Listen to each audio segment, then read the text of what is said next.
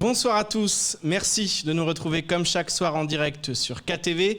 Nous sommes le lundi 29 mars et à la une de cette édition, le 25 janvier dernier, le docteur Martial Henry est devenu le premier Mahorais vacciné contre la Covid-19. Quelques semaines plus tard, il recevait sa deuxième injection. Aujourd'hui, plus d'un mois après, comment se sent-il? A-t-il ressenti des effets secondaires? Craint-il toujours d'attraper le coronavirus? Nous sommes allés prendre de ces nouvelles alors qu'une grande partie de la population est toujours réticente à se faire vacciner. Ivan Rakotovau. Nous l'avions laissé en février dernier, après sa deuxième injection contre le coronavirus. Plus d'un mois plus tard, revoilà Martial Henry, plus en forme que jamais. Bon, physiquement, je me sens bien, il n'y a pas d'effet secondaire depuis la première et la deuxième injection du vaccin contre le Covid. Aucun problème pour Martial Henry, qui à 89 ans partage son temps libre entre son cabinet médical, la lecture et l'entretien de son jardin. Totalement convaincu par l'efficacité du vaccin, il refuse cependant de baisser la garde contre le virus. Même si on est vacciné, les mesures barrières, le port du masque, la distanciation de 2 mètres, il faut continuer à le faire parce que ce virus est un nouveau virus. Donc la précaution, les mesures de précaution, il faut les respecter. Moi je suis convaincu et moi je les respecte. Premier Mahorais à se faire vacciner contre la Covid-19, il avait à cœur d'ouvrir la voie à ses concitoyens. Aujourd'hui, avec un peu plus de 4200 personnes ayant reçu 2 doses à Mayotte, il ne peut que regretter le manque d'adhésion de la population. Mais ça, c'est une réaction humaine assez, je ne dis pas déplorable, mais assez courant. Les gens, surtout avec l'avènement des réseaux sociaux, il y a des gens qui disent n'importe quoi et la population, quelquefois, y croit ou quelquefois, la population a peur. Le docteur s'efforce autant qu'il le peut à convaincre des bienfaits du vaccin autour de lui. Un vaccin qui devrait atteindre 30 000 personnes pour être efficace, selon l'Agence régionale de santé, qui va tenter de relancer sa campagne d'injection ce samedi, en l'ouvrant à tous les adultes sans distinction.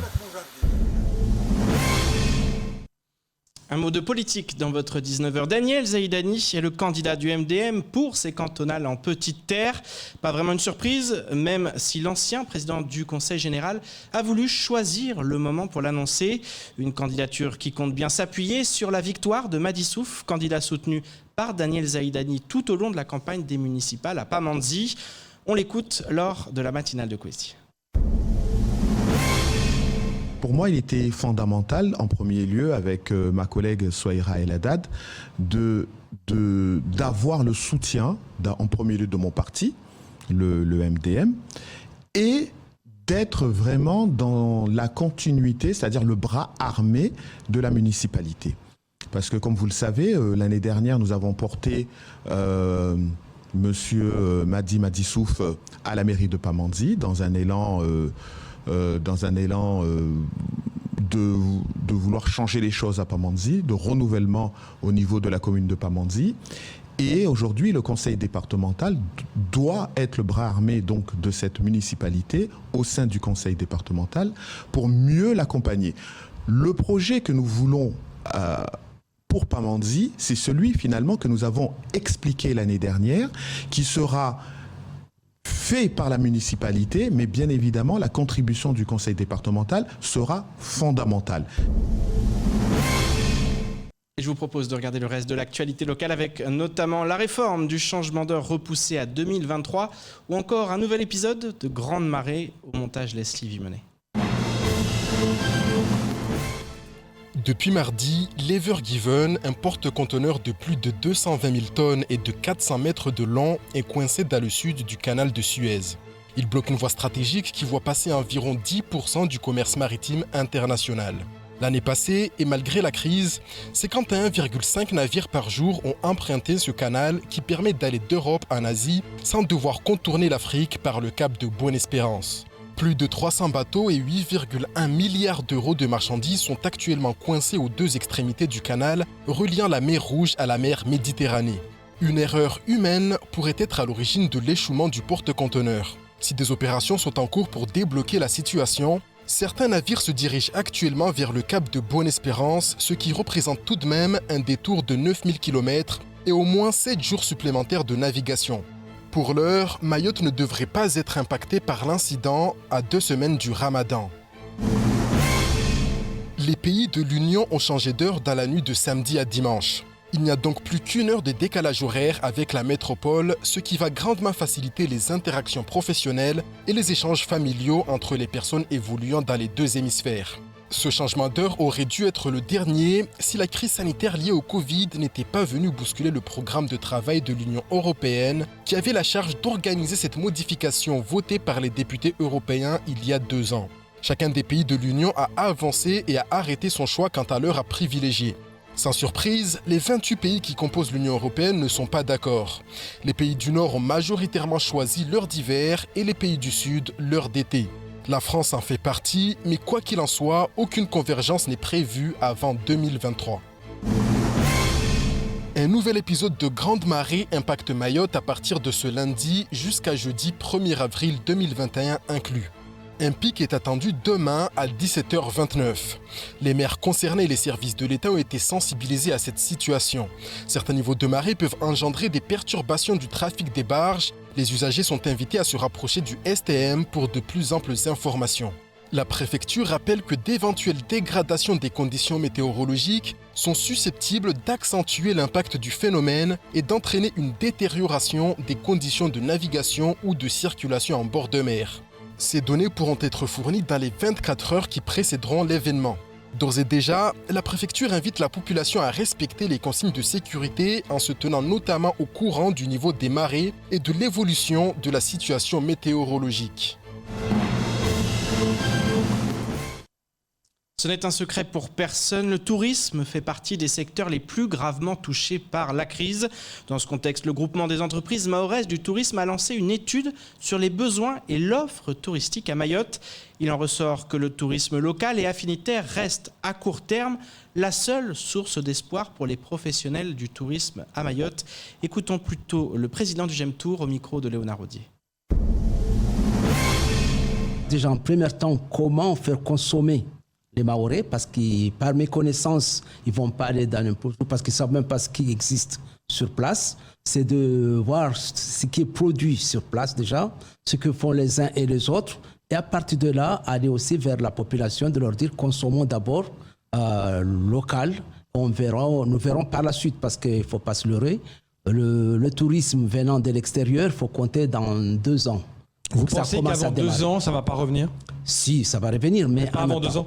Pas avant 2 ans. Ça dit que pour arriver au top quoi, de ce qui s'est passé l'année dernière, 2 ans. Ouais, il faut compter 2 ans. Kamar. Parce qu'il faut tenir compte que les gens qui viennent ici, se passe souvent, soit par le système affinitaire, ça va aller assez vite, parce que c'est entre amis, les gens qui sont là, ça va bouger. C'est l'occasion de venir visiter, de rendre visite aux amis, de visiter Mayotte. Ça va se démarrer. Mais je parle de vrais touristes. Ceux qui viennent spécifiquement à Mayotte pour visiter Mayotte et qui connaissent personne à Mayotte. C'est ceux-là dont vous parlez. Ceux-là, il faut attendre au moins 2 ans pour que ça redémarre Kamar. sérieusement.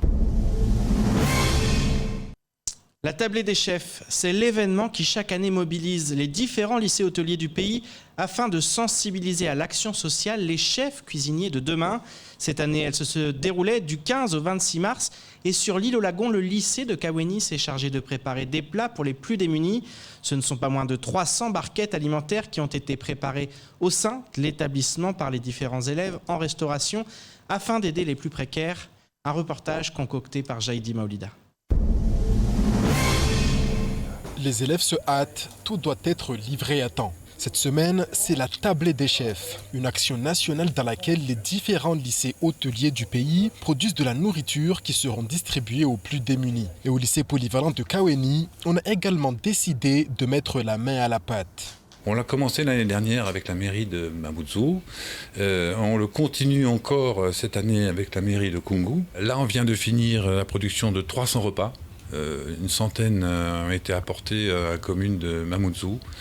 La commune de Koungou vient de récupérer plus de 200 repas ce matin pour les distribuer aux gens qui en ont vraiment besoin. Les plats ont été préparés par les élèves en formation dans l'établissement. Et c'est avec beaucoup d'envie qu'ils ont pris part à l'organisation de cette action. On aide les gens et moi j'ai un grand cœur donc j'aime bien ça. Il faut aider les gens qui ont besoin, les gens qui n'ont pas les moyens ou qui sont dans la rue et qui ne peuvent pas s'offrir le luxe de manger ou d'avoir ce genre de repas tous les jours. Plus tard, j'aimerais ouvrir une association pour aider les gens, les enfants qui traînent dans la rue, qui n'ont pas de mère et père et tout, pour aider les gens aussi. Ils ont faim, on donne à manger et tout. Si le but premier est d'aider les plus démunis, la préparation de ces plats est faite dans un cadre d'apprentissage. Et pour Fabien Vanucci, les élèves ne pourront que s'enrichir avec ce type d'événement.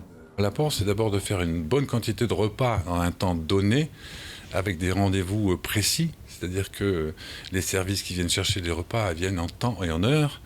Donc, si vous voulez, il y a du conditionnement, il y a le respect de l'hygiène, il y a le timing, il y a la préparation, il y a le respect des fiches techniques, parce que c'est quand même un projet qui sera communiqué via l'organisation de la table des chefs. La distribution des barquettes alimentaires sera assurée par le CCAS de Koungou qui a ciblé les personnes qui en auront le plus besoin. L'événement est renouvelé chaque année et le lycée polyvalent de Kaweni souhaite réitérer l'action. Un bel engagement social pour l'établissement.